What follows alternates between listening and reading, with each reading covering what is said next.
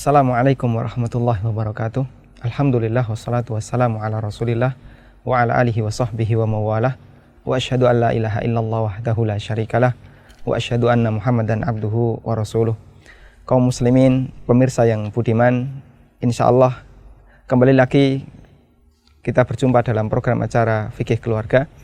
Insyaallah pada kesempatan kali ini narasumber kita Al-Ustadz Aris Munandar akan menjelaskan tentang mahram karena nasab. Untuk mempersingkat waktu, kami persilahkan kepada beliau menyampaikan materi. Silahkan. Alhamdulillah wa kafa wa salatu wassalamu ala rasulil mustafa wa ala alihi wa sahbihi wa man tabi'ahum bi ihsanin ila yaumil amma ba'du.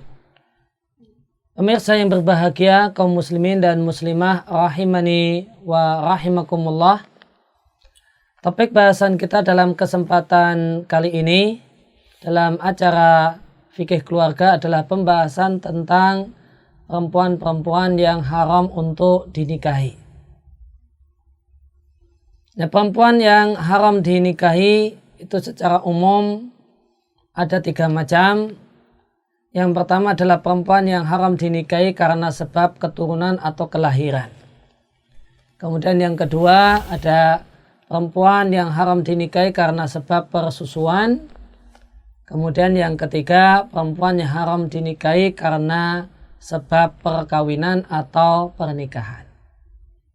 Dan jadi fokus kita dalam kesempatan kali ini adalah pembahasan tentang perempuan-perempuan yang haram dinikahi karena hubungan kelahiran atau hubungan nasab. Tentang siapa sajakah perempuan yang haram dinikahi karena hubungan nasab atau hubungan keturunan atau hubungan kelahiran, maka Allah Subhanahu wa taala telah menjelaskannya secara detail dalam Al-Qur'an di surat An-Nisa ayat yang ke-23. Allah Subhanahu wa taala dengan tegas berfirman, "Hurrimat 'alaikum ummahatukum wa banatukum wa akhawatukum wa ammatukum wa khalatukum wa banatul akhi wa banatul ukht." Diharamkan atas kalian menikahi ibu kalian sendiri, menikahi anak perempuan kalian sendiri, menikahi saudara perempuan kalian sendiri, menikahi bibi kalian sendiri dari jalur bapak ataupun bibi kalian sendiri dari jalur ibu. Demikian juga terlarang menikahi anak dari saudara laki-laki ataupun saudara perempuan.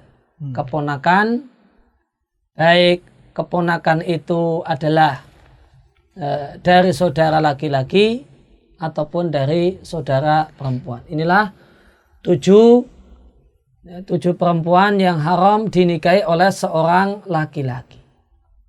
Yang pertama adalah ibu, yang kedua adalah anak sendiri, kemudian yang ketiga adalah saudari, kemudian yang keempat adalah bibi dari bapak, kemudian yang kelima adalah bibi dari ibu, kemudian yang kelima, yang keenam maksud kami adalah yang keenam adalah anak dari saudara laki-laki, keponakan dari saudara laki-laki, kemudian yang ketujuh anak perempuan dari saudara perempuan atau keponakan dari saudara perempuan. Kaum muslimin dan muslimah rahimani wa rahimakumullah. Yang pertama, seorang muslim, seorang laki-laki muslim dilarang untuk menikahi ibunya sendiri. Dan yang dimaksud ibu dalam bahasa Arab dan dalam syariat tidak hanya sekedar ibu kandung, namun termasuk dalam ibu adalah ibunya ibu alias nenek, ibunya nenek, dan seterusnya ke atas. Maka ini semua disebut dengan ibu. Maka semua perempuan yang memiliki jalur kelahiran dengan kita, perempuan yang ada di atas kita, yang hubungannya dengan kita adalah hubungan jalur kelahiran, maka dia adalah ibu yang haram untuk dinikahi oleh seorang laki-laki muslim. Kemudian yang kedua adalah anak perempuan.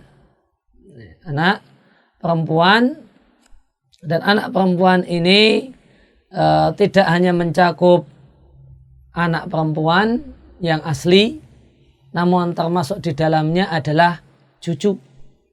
Baik cucu dari anak perempuan ataupun cucu dari anak laki-laki, dan demikian seterusnya ke bawah.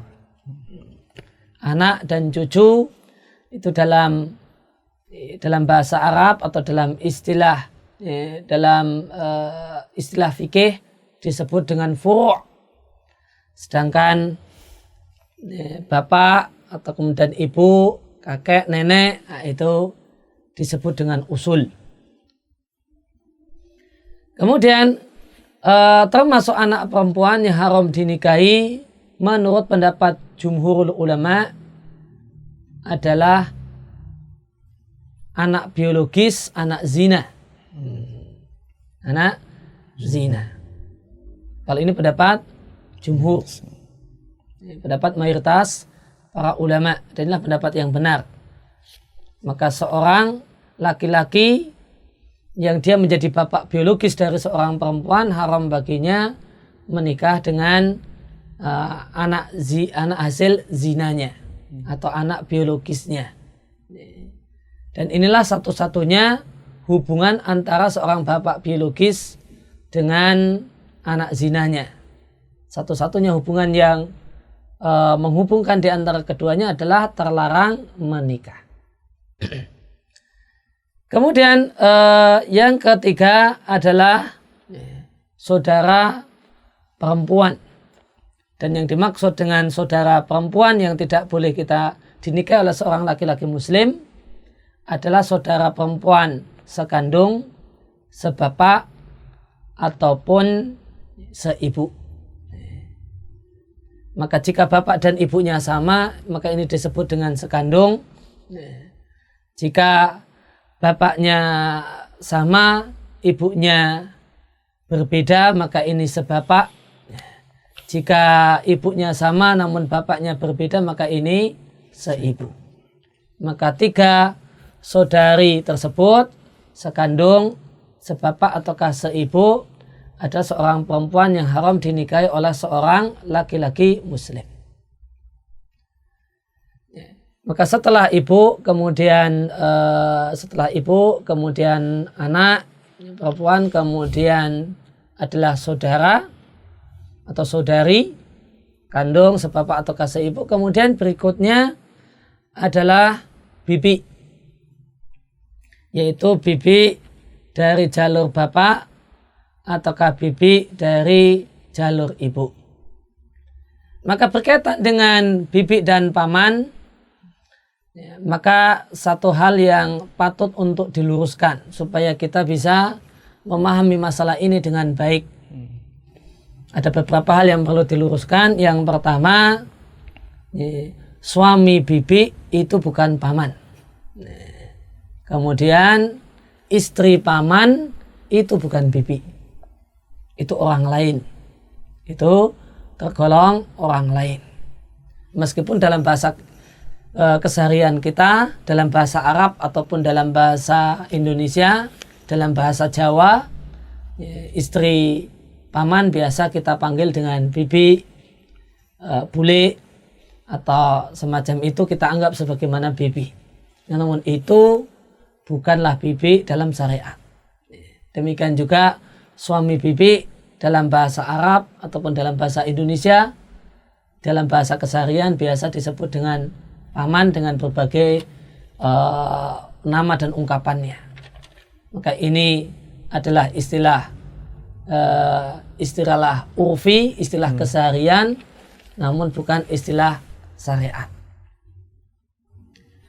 Kemudian yang kedua yang patut untuk diketahui dan disadari, yang namanya paman, yang namanya bibi itu dalam bahasa fikih tidak hanya sekedar adiknya bapak, kakaknya bapak, adiknya ibu, kakaknya ibu.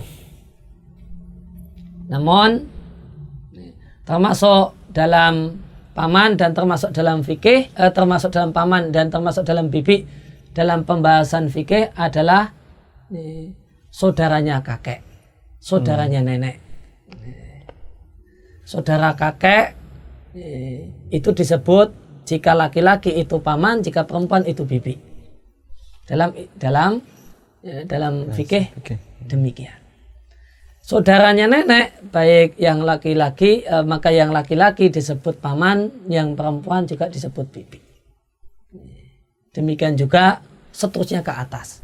Saudaranya, maka bukan hanya saudaranya bapak dan ibu, saudaranya kakek dan nenek, saudaranya buyut, mbah buyut, itu juga jika laki-laki disebut paman, jika perempuan statusnya adalah bibi.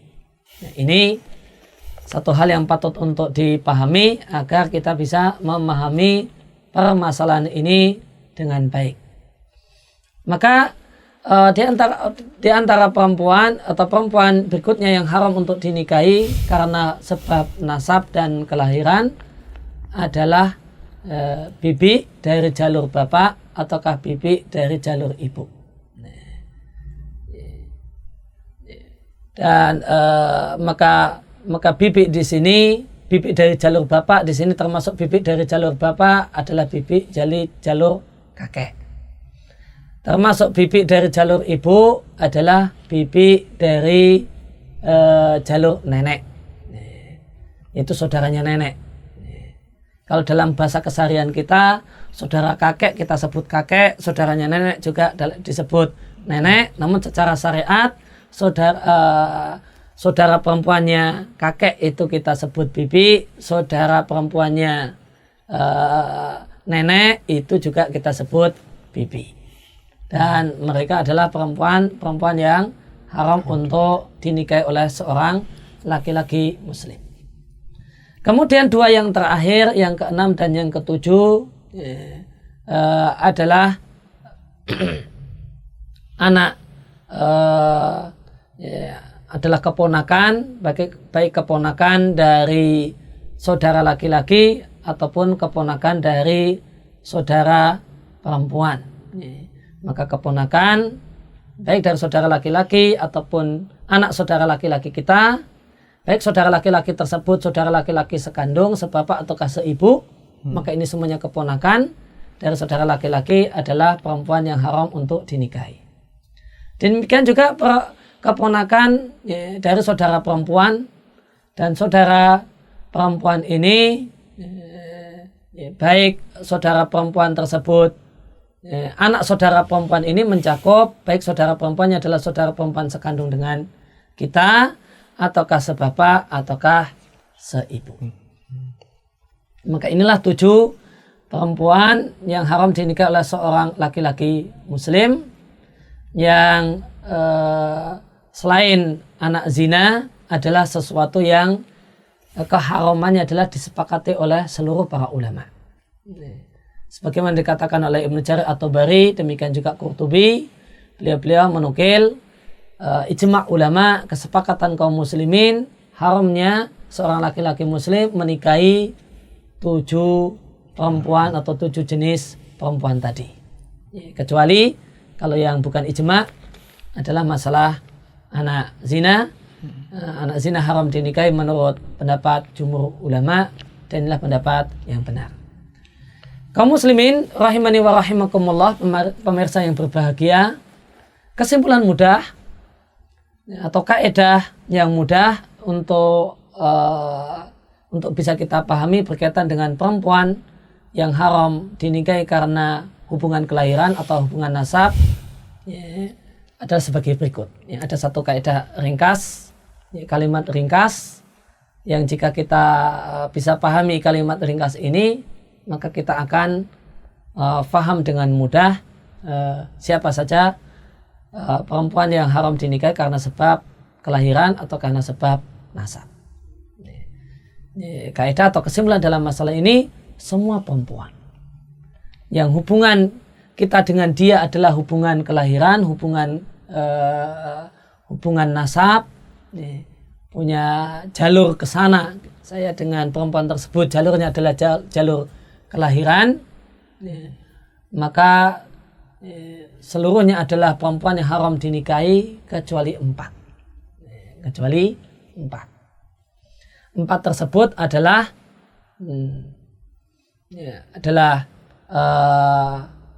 anak paman dari jalur bapak, anak bibi dari jalur bapak, anak paman atau sepupu dari jalur ibu, anak bibi dari jalur ibu.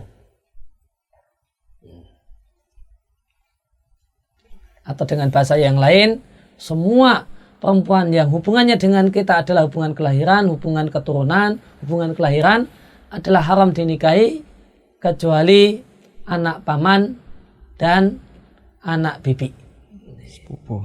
Atau dengan bahasa yang lebih sederhana lagi, kalau tidak mau jadikan 4, tadi sudah kita turunkan jadi 2, kita ringkas lagi dalam bahasa Indonesia, semua perempuan yang hubungan kita dengan dia adalah hubungan kelahiran, itu adalah haram untuk dinikahi, adalah mahram untuk kita, kecuali 1, yaitu sepupu, anak paman atau anak bibi. Namun perlu diketahui definisi paman dan bibi. Tadi telah kita sampaikan definisi paman dan bibi. Maka yang dimaksud dengan anak paman tidak hanya anak paman yang dekat, yang langsung pada kita, yaitu saudaranya bapak ataukah saudaranya ibu, namun termasuk anak paman itu adalah anak dari saudaranya kakek, anak dari saudaranya nenek kita. Karena ingat tadi telah kita sampaikan, saudara kakek itu, saudara kakek ataupun nenek jika laki-laki dia adalah paman, saudara kakek ataukah nenek jika dia perempuan adalah bibi. Maka anaknya itu bukan mahram, boleh untuk dinikahi. Kemudian satu hal yang patut untuk diperhatikan, bahasanya paman ataukah bibi itu bisa jadi adalah paman kandung, paman sebapak, ataukah paman seibu. Melihat hubungan dia dengan keluarga kita, dengan bapak kita ataukah dengan kakek kita. Jika dia adalah saudara kandung dengan bapak, maka itu saudara adalah paman sebapak. Jika dia dengan bapak saya adalah cuma saudara sebapak, maka ini adalah paman sebapak. Jika dia ini dengan bapak saya adalah saudara seibu, maka itu paman seibu. Demikian juga halnya dengan kakek. Maka semua anak paman, baik paman kandung, paman sebapak, ataukah paman seibu, semuanya adalah bukan mahram. Boleh untuk dinikahi. Demikian juga semua anak bibi, baik bibi sekandung, bibi sebapak, ataukah bibi seibu, seluruhnya adalah bukan mahram. Seorang lelaki muslim boleh menikah dengan perempuan tersebut. Maka kaedahnya, ringkasnya saya ulangi, semua perempuan yang hubungan dengan kita adalah hubungan nasab, keturunan dan kelahiran, semuanya adalah mahram, tidak boleh dinikahi kecuali sepupu, kecuali anak paman, kecuali anak bibi, namun dengan pengertian sebagaimana yang ada dalam fikih atau dalam syariat kita. Demikian yang bisa kami sampaikan, semoga bermanfaat. Ya, jazakumullah khairan atas apa yang disampaikan oleh Ustaz Maris. Dan pemirsa yang budiman, sebenarnya banyak kaidah yang tadi beliau sampaikan, termasuk diantaranya adalah pelurusan istilah antara istilah yang dipakai dalam syariat dengan istilah yang sering kita gunakan dalam kehidupan kita sehari-hari. Karena itu kami harap kepada pemirsa untuk tidak sampai kebingungan dalam masalah ini. Untuk melengkapi pembahasan kita kali ini ada beberapa hal yang mungkin bisa kita gali. Yang pertama, Ustadz tadi disampaikan bahasanya ada daftar 7 orang yang haram untuk kemudian dinikahi, dan mungkin adakah hukum-hukum yang lain yang perlu juga untuk kita perhatikan terkait hubungan kita dengan mahram? Ya, hukum yang berkaitan dengan mahram, maka jika untuk 7 perempuan tadi Maka 7 perempuan tadi punya hukum khusus. Pertama yang tadi telah kita sebutkan, bahwasanya kita tidak boleh menikah dengannya. Kemudian hukum yang lain adalah kelonggaran-kelonggaran, yaitu kita bisa jabat tangan dengannya, kita bisa mencium kening perempuan-perempuan tadi. Kemudian demikian juga perempuan tersebut yang ketiga, ketika itu satu ruangan dengan kita, maka mereka punya kebebasan untuk menanggalkan sebagian pakaiannya, karena berpakaian di depan mahram, dan pendapat yang paling kuat boleh bagi mereka perempuan-perempuan ini untuk menampakkan anggota wudunya kepada kita. Maka boleh nampakkan wajah dan kepala, namun tidak termasuk di dalamnya dada. Dada tidak boleh dinampakkan, dan tangan sampai siku, kemudian kaki sampai mata kaki. Maka dengan berpakaian cukup semacam ini, itu boleh karena di depan kita sebagai mahramnya. Maka dia mungkin pakai rok yang agak panjang tanpa kaos kaki, kemudian pakai kaos. Ingat, kaosnya harus kaos yang lehernya itu mepet leher, bukan yang lehernya rendah, karena ini menampakkan dada, dan dada bukan anggota wudhu. Namun leher yang mepet dengan leher. Namun mereka tidak boleh pakai kaos you can see, karena yang boleh dinampakkan adalah anggota wudhu. Maka harus kain yang berlengan dengan lengan yang cukupan, minimal sampai kurang lebih siku. Maka perempuan semacam ini boleh berpakaian agak longgar di hadapan kita dengan ketentuan yang tadi telah kita sampaikan. Atau demikian juga kita bisa berduaan dengannya. Jadi ini bukanlah berduaan yang terlarang, karena berduaan dengan mahram. Perempuan tadi boleh kita boncengkan naik motor, boleh kita boncengkan, kita antar ke pasar untuk belanja, atau ke warung untuk beli sesuatu, naik motor tidak masalah, pegangan diperbolehkan karena itu adalah mahram. Itu diantaranya. Ya, jazakallahu khairan. Pemirsa yang budiman, mungkin ada hal yang lain yang menjadi pertanyaan besar kita ya. Terkadang di beberapa masyarakat, Ustadz, ada orang yang enggan untuk kemudian melakukan pernikahan karena hubungan kekerabatan, terutama sepupu. Sebagian ada yang kemudian melarang ketika nikah dengan sepupunya, baik dari jalur bapak atau ibu.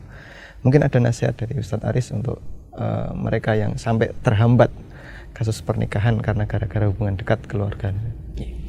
Berkaitan dengan menikahi kerabat atau yang masih punya hubungan darah namun bukan mahram, semisal sepupu, maka tadi telah kita singgung, telah kita sampaikan, hukumnya adalah boleh, tidak terlarang dalam syariat. Kemudian yang kedua, kalau kita lihat dalam sejarah hidup Nabi kita Muhammad SAW dan para sahabat, kita jumpai pernikahan-pernikahan dengan keluarga dekat, dan ternyata tidak masalah. Di antaranya adalah pernikahan Ali dengan Fatimah. Sebagaimana kita ketahui bahasanya Ali ini statusnya adalah anak paman Nabi, maka dia adalah sepupu dengan Nabi SAW. Maka kalau dalam bahasa kita, Fatimah ini nyebut Ali harusnya paman, ya, paman, Pak Le kalau, atau istilah semacam itu, atau bahkan Pak D, karena Nabi adalah anak yang terakhir. Karena Abdullah bapaknya Nabi kita Muhammad SAW adalah anak laki-laki yang terakhirnya Abdul Muttalib. Jadi Fatimah ini kalau dalam bahasa kita nyebutnya adalah atau Pak D atau bahasa lain semacam itu. Namun Nabi nikahkan, maka ini hubungannya cukup dekat dan tidak masalah, tidak terjadi istilahnya secara kesehatan anaknya kemudian jadi bermasalah, juga tidak. Secara syariat juga menunjukkan bolehnya hal tersebut. Kemudian memang terdapat hadis yang melarang pernikahan dengan keluarga dekat sebagaimana disampaikan oleh Al-Ghazali di Ihya Ulumuddin, namun hadisnya adalah hadis yang lemah atau bahkan lemah sekali. Atau bahkan palsu. Oleh karena itu maka redaksi atau maka hal tersebut, hadis semacam ini tentu tidak layak dan tidak bisa jadikan dalil untuk melarang pernikahan dengan sepupu atau pernikahan dengan kerabat dekat yang bukan lagi mahram. Ya.